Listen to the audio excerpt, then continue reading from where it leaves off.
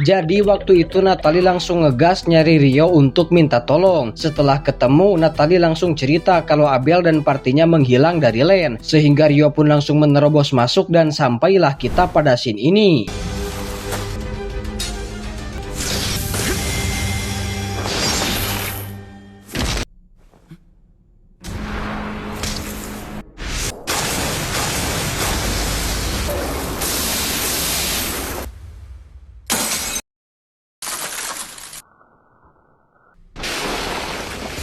Wah, epic sekali pertarungannya teman-teman. Abel Kun, ayo nikah.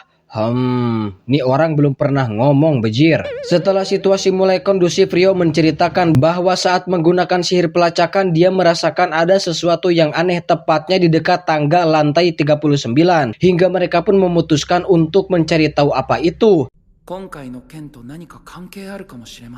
Sementara di tempat lain kita diperlihatkan dengan Leonard yang sedang menghampiri anak-anak. Dan dia anak kecil bau tai bernama Roman yang sekonyong-konyong memanggil Leonard dengan sebutan Raja Iblis. Kemudian salah satu anak memberitahu bahwa mereka telah membuat altar mewah demi menuntaskan tujuan Roman yang dianggap sebagai pahlawan untuk menghabisi Raja Iblis.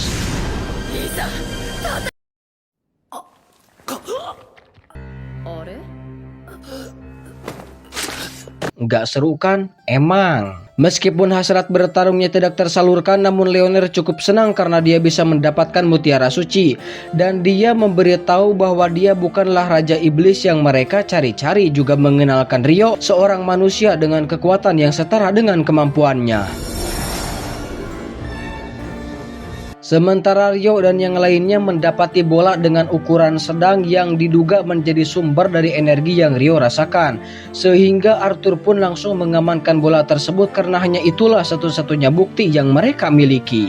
Setelah sampai di permukaan, Rio langsung kena semprot oleh Guildmaster karena berani menerobos masuk dan mengabaikan perintah semua penjaga. Namun Arthur langsung melerai pertikaian itu dan mengajak Guildmaster untuk membicarakan sesuatu yang penting.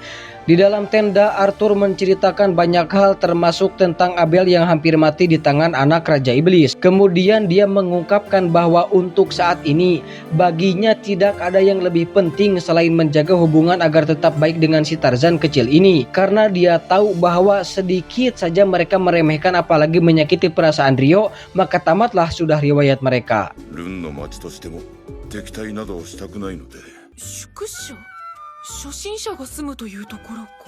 Pada keesokan harinya terlihat Rio sedang menyantap kare hangat dengan Sera. Hingga setelahnya mereka kenyang menyantap kare dan Sera yang memberitahukan bahwa dirinya adalah instruktur pedang Ordo Kesatria Margrave. Rio yang kemarin kurang berkeringat dalam pertempuran pun meminta jatah kepada Sera. Rio, junbi wa ii kana?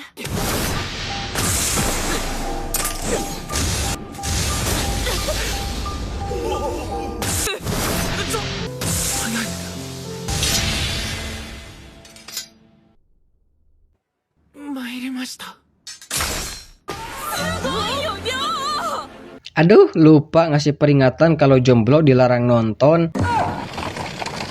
Dalam perjalanan pulang, dia diberi misi oleh Guildmaster untuk pergi ke kota Witness demi mengawal beberapa saudagar kaya yang akan pergi ke sana. Namun sebelum itu, terlebih dulu Rio memutuskan untuk menolong Niels yang ingin pulang kampung guna menjalankan misi dengan cara membuat party yang bersifat sementara. Sebenarnya kota Kailadi telah mengirimkan 2 party berperingkat E dan D, namun mereka gagal menjalankan misi dengan alasan sulitnya mendapatkan kerjasama dari desa. 俺も小さな村の生まれだからわかる。それに今回は寮もいるしな。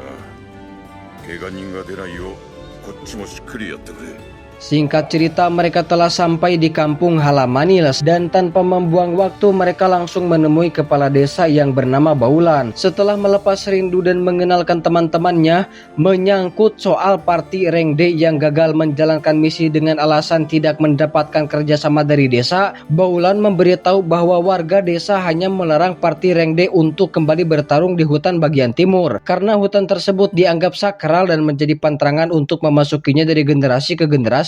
Karena diketahui bahwa hutan itu menjadi rumah bagi hewan yang menjaga desa tersebut.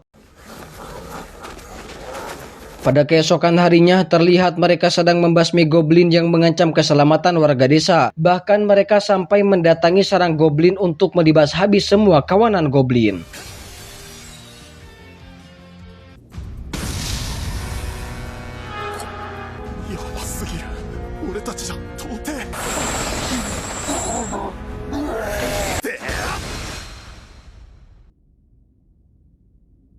Ternyata hewan penjaga yang mereka maksud adalah seekor Fenrir, yang memang di setiap anime hewan ini dinobatkan sebagai hewan bermartabat tinggi, teman-teman. Kekaguman mereka pun bertambah di saat Fenrir menyebutkan namanya kepada Ryo, dan tentu ini sebuah kehormatan, iya kan? Bukan apa-apa, Fenrir ini bisa dibilang kerabat dekatnya kaum peri lah, kayak aku dan kalian, sehingga dia merasa tidak sopan jika berdialog dengan perantara aku kamu kepada Ryo. Dan singkat cerita mereka telah memulai operasi plastik, enggak dong, operasi pembasmian skeleton. Dan di saat The King of Skeleton, anjay keren banget namanya, di saat monster jurig ini sudah keluar menampakkan diri, mampus kau bangsat.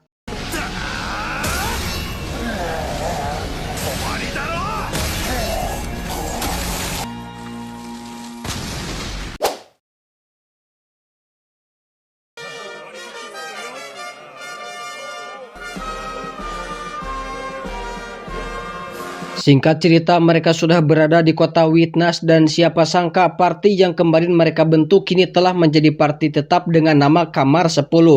Ternyata kota Witness mengadakan pesta pelabuhan terbuka yang diselenggarakan 5 tahun sekali. Dan siapa sangka Fiona atau putri ketiga kerajaan Debuhi juga menghadiri acara itu. Bahkan Abel juga ikut sebagai wakil ketua serikat dari kota Lun. Dan perhatian mereka langsung tertuju pada Fiona, sehingga membuat Lion langsung menjelaskan beberapa hal yang bersangkutan dengan kerajaan Debuhi, termasuk tentang harta karun turun-temurun atau alat untuk membuat sihir pelindung yang biasa digunakan untuk melindungi keluarga kerajaan, sama seperti yang sekarang sedang dilakukan. Mengingat hadirnya sang putri ketiga yang menyandang gelar komandan divisi kekaisaran, kedua cewek ini langsung menduga-duga apakah jangan-jangan letnan besar kebanggaan Debuhi juga ada di sana. Nah, berhubung Ryo belum kenal dengan NPC yang lebih tenar darinya, Ria memberitahu portofolio sang penyihir Inferno yang menurut rumor pernah membakar 1000 pasukan hanya dengan satu serangan. Gak kayak lu. Dan cerita ini hanya satu dari sekian banyaknya cerita menakjubkan dari penyihir Inferno, sang letnan besar dari Debuhi. Dan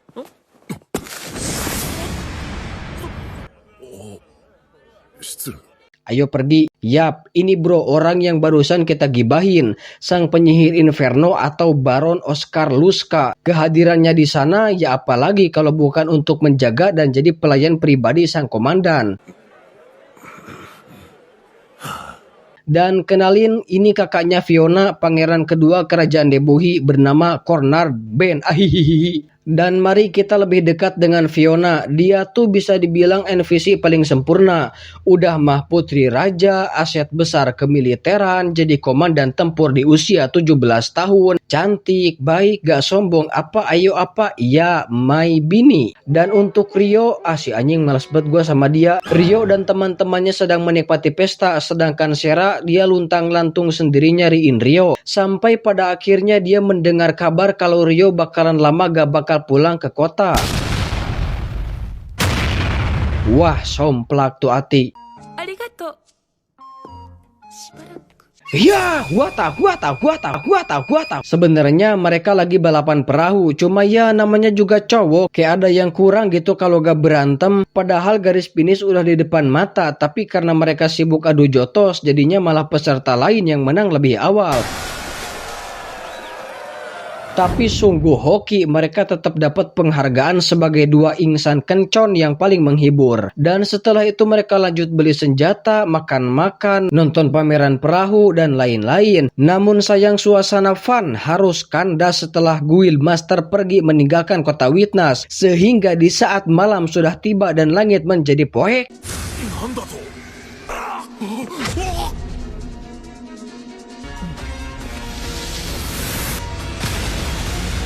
flashback, kita jalan-jalan dulu ke masa lalu penyihir Inferno. Dulunya dia anak pang.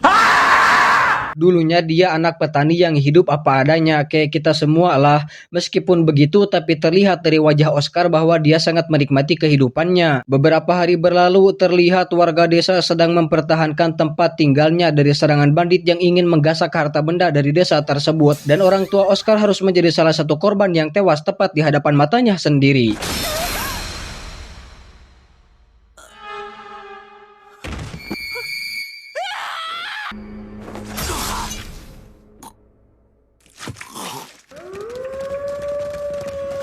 Setelah kelompok bandit pergi, mereka dihadapkan dengan segerombolan serigala yang terpancing karena menyengatnya bau darah. Sehingga sang master pun harus ikut tewas, mengorbankan diri demi Oscar yang menjadi satu-satunya harapan desa mereka.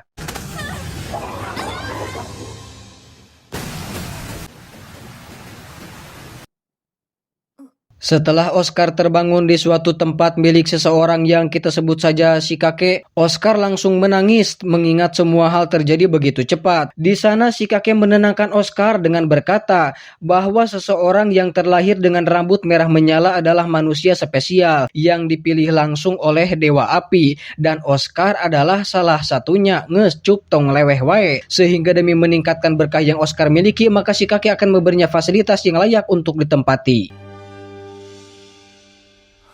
Namun, lagi-lagi, kebahagiaannya direnggut oleh orang yang sama yang dulu pernah menghancurkan desanya. Dan yang paling memprihatinkan adalah, sudah 2 kali Oscar mendengar tentang ejekan Oscar yang tidak mempunyai kemampuan bahkan untuk hanya menggunakan sebilah pedang. Kembali ke masa kini, terlihat Fiona sedang bersembunyi dengan sang kakak. Sesaat setelah para bandit berhasil masuk dan menguasai bangunan di sekitar. Di sana, Fiona langsung mengeluarkan sihir bantuan untuk memanggil bawahannya yang berada di tengah kota. Bahkan Rio sempat melihatnya, namun sungguh dongo, malah dikira kembang api. Dan Fiona sendiri sudah mulai beraksi dengan menghabisi beberapa bandit. Dan tiba-tiba,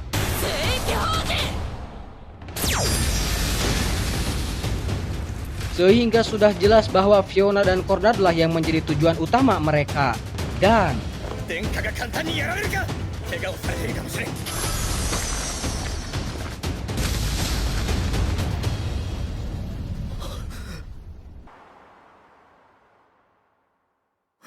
itu apa? Cewek manusia bejir? Wah, ayo cepat-cepat dia dapat.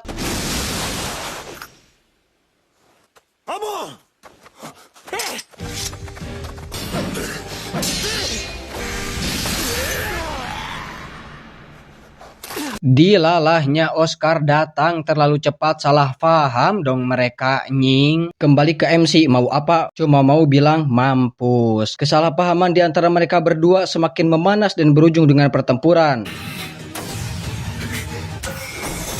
Namun untung Rio datang di waktu yang tepat, dan di saat Rio melihat teman-temannya terluka bahkan Eto sampai pingsan kehabisan mana, tiba-tiba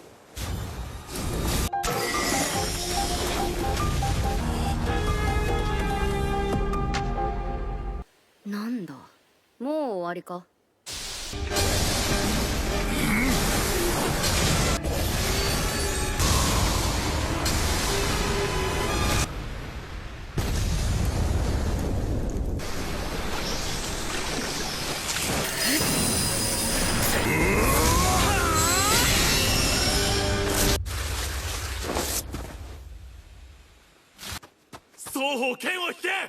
Di sana Abel mencoba berkata bahwa mereka salah paham, tapi awok mentalnya langsung ciut ketika Rio memberi tatapan dingin.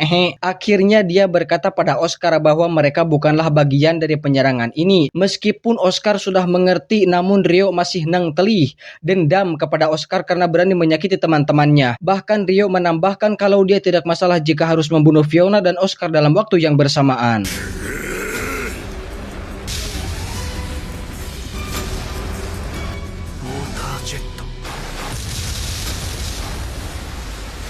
Anjay, si Tarzan bodoh ngeri. Meskipun Abel telah memperingatkan potensi terjadinya perang besar jika salah satu dari mereka berhasil terbunuh, namun sepertinya Rio mah bodoh amat, bukan apa-apa, cari masalah gak pernah tapi malah diginiin. Dan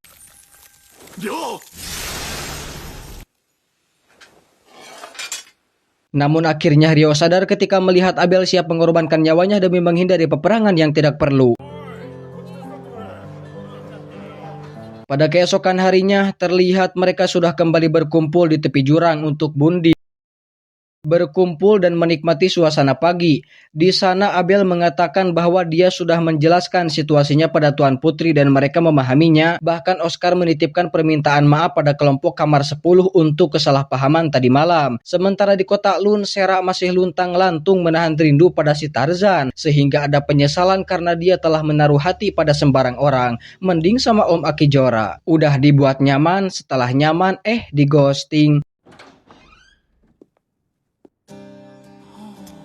Berbunga-bunga, bangkai. Akhirnya penantian panjang telah selesai. Kemudian mereka lanjut menikmati kebersamaan dengan membaca buku tentang alkemis, bahas tentang ilmu sihir, saling memuji, dan gak ada kokop-kokopan. Stop wibu. Singkat cerita, mereka akan menemui ahli sihir kenalan Sera, namun sungguh iri. Sempat-sempatnya mereka malah bucin ala-ala drakor dan membuat jomblo akut seserengehan sorangan. Setelah itu Rio menemui Abel untuk meminta tolong mencarikan rumah dengan harga kos-kosan tapi mempunyai style ala-ala bangsawan. Ngarap anjing. Mengingat dia ingin melakukan banyak eksperimen tentang alkemis, Abel pun menyanggupinya dengan senang hati. Namun sayang, agen properti tidak bisa menjual rumah seperti itu pada orang yang mempunyai rank masih rendah. Tapi jika hanya rumah biasa dengan halaman yang cukup untuk parkir pesawat, dia pun menawarkan satu rumah yang tersisa. Itu pun di luar wilayah kota Lun.